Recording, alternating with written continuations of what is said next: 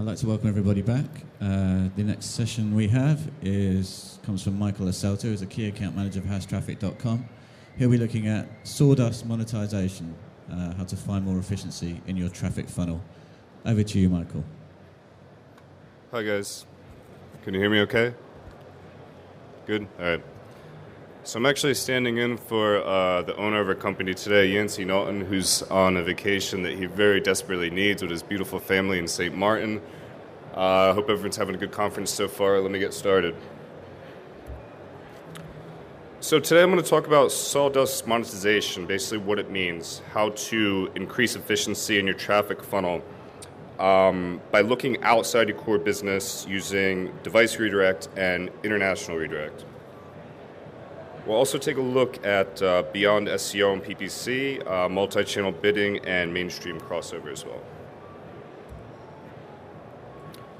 So I'm not sure how many of you are actually familiar with House Traffic Wants Traffic. Basically, we are a multi-channel bidding platform exchange. We're working across the globe with hundreds of advertisers and publishers, a completely transparent network.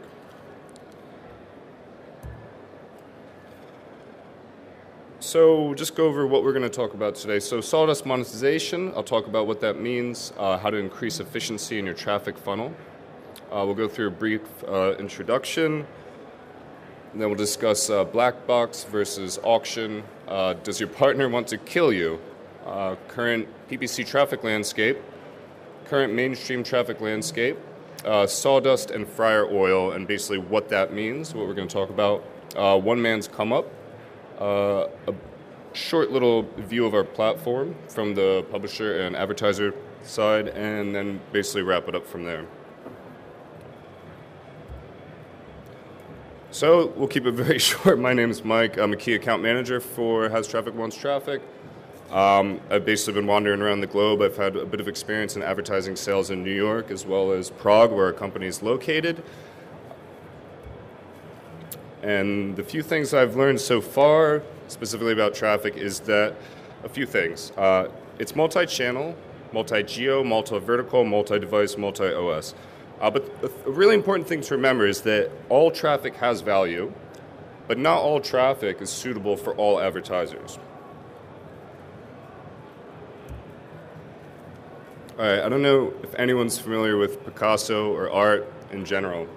But this is a very famous painting by him.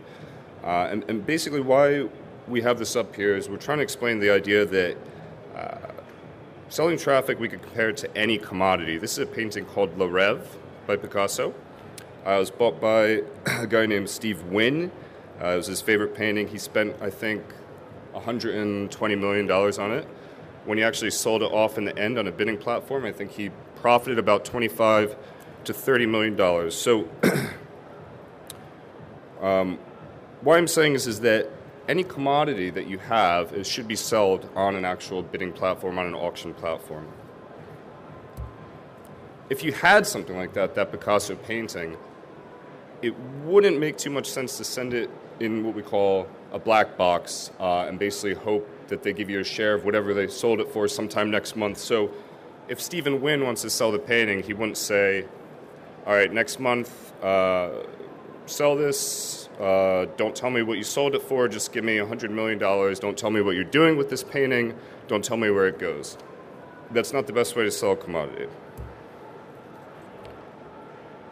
Why I'm here and what we're talking about is you should bring it to a place, for example, like a Sotheby's. You should watch them sell it at the minimum bid price and know that you get 85% of the sale price. So, for example, if he sells it, he wants to put it at $100 million, this Picasso painting, and then you get multiple interested potential people looking to purchase this painting. Anything over top of that they would bid on it, he'd get 85% of the total price. Now, he would tell them, listen, you'll get a higher commission for the higher you sell it, etc.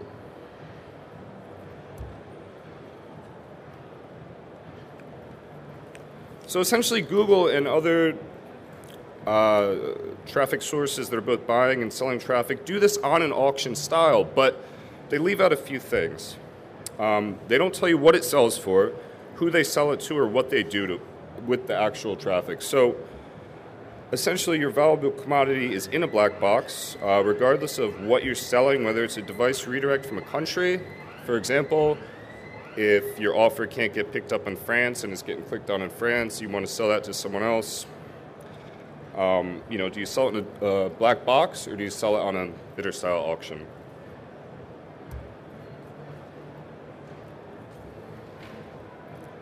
All right, so here's a few points to see if you actually know if you're sending it to a black box. Do you know what your traffic sold for? Do you know where the traffic went? Do you get the reserve price or the minimum CPM? Did the traffic sell to the best solution? And did you have control of what kind of ads were served?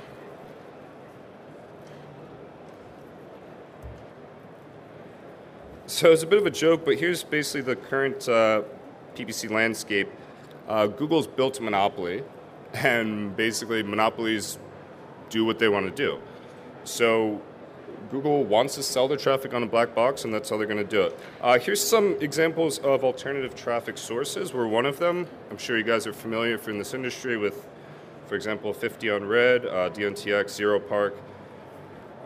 These alternative sources have really good zero-click redirects, pop, exit, any type of traffic that's really good for, if it's optimized, it could work very well in the gambling space itself. All right, so does your partner want to kill you?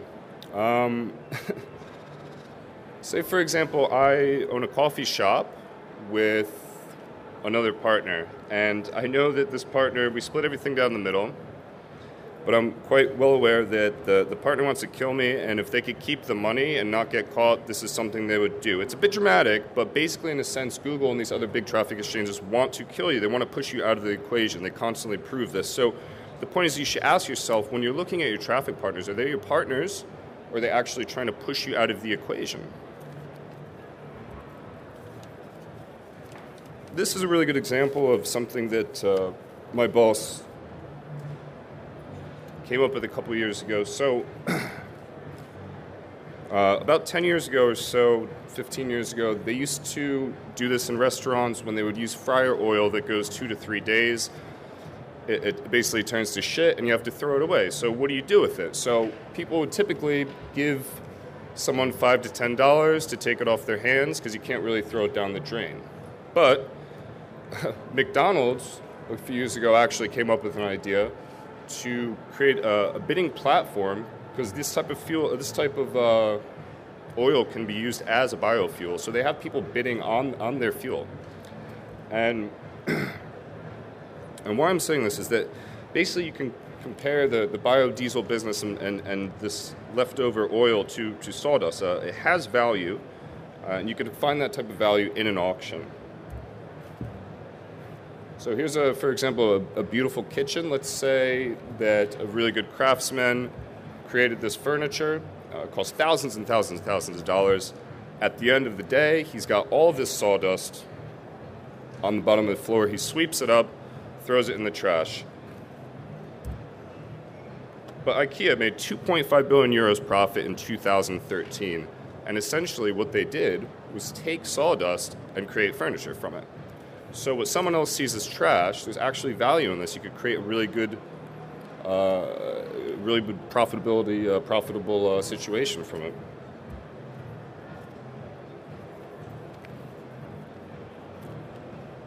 So again, back to the beginning, all traffic has value, but not all traffic is suitable to all advertisers. The cleaner, more targeted, the higher the value. Increased filtering can reduce traffic volume along with improving lead quality. Redirect services basically allow the networks and advertisers to still monetize incorrectly targeted or suspect traffic without it being attached to your brand.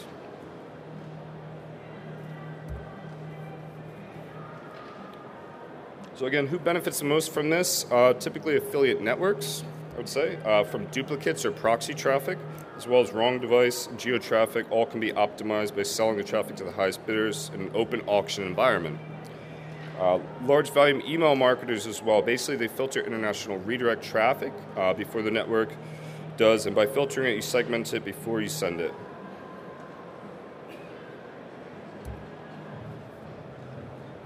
What traffic should I filter? International redirects? definitely, especially for email marketers. Down offers, suspect traffic from affiliate and media buys, as well as whatever you can make more money on.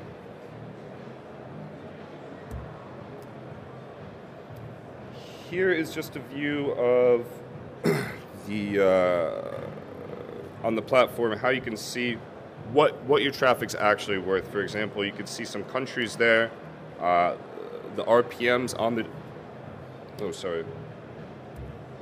RPMs on the different countries, as well as you pull the metrics, and that would basically become your minimal bid prices on the platform for it.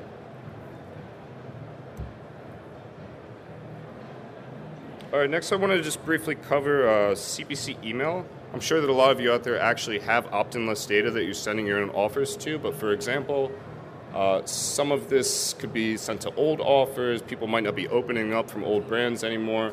What we would simply suggest is to publish outside of your network and show you how we could basically make a really big profit on a mainstream survey offer, for example. Here's just a view of our platform. It's the advertiser side of it. If you guys are in the business, this is really straightforward stuff. And we also have a domainer side, since we're working on both sides. All right. What do these two women have in common? So everyone's seen the movie Dodgeball. The woman on the left, unibrow, scary, really aggressive. And the woman on the right, quite gorgeous, nice looking. So what do they have in common? It's actually Missy Powell. It's the same girl, it's actress. And basically the idea of this is that the traffic that might not look so good to you, that might not be working out so well for you, other people see that as the girl on the right.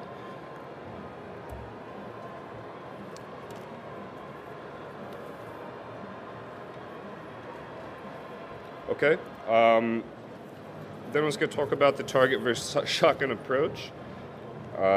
Basically, if you can identify what it is that you're trying to sell, we can optimize and increase your efficiency instead of an actual shotgun approach. So takeaways in the end, do you send your traffic to a black box or sell it in an open auction? Does your partner want to kill you? Are you married to your traffic, or does it work for you? What are you doing with your sawdust or fryer oil? Are you actually making profit off of that, or are you throwing it in the trash? Are you looking at enough data in your traffic funnel for the geo, device, and OS? Are you aware of the biddable channels for traffic? And lastly, I would say that the gaming industry, as you know, is very geographically sensitive, so the channel that we discussed today is definitely something that can really increase your efficiency. So, all right, that's all. Thank you.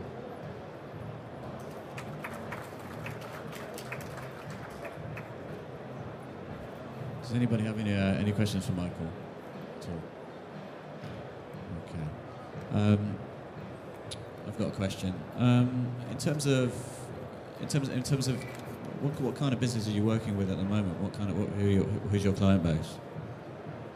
As far as segments, verticals? Yeah, generally segments.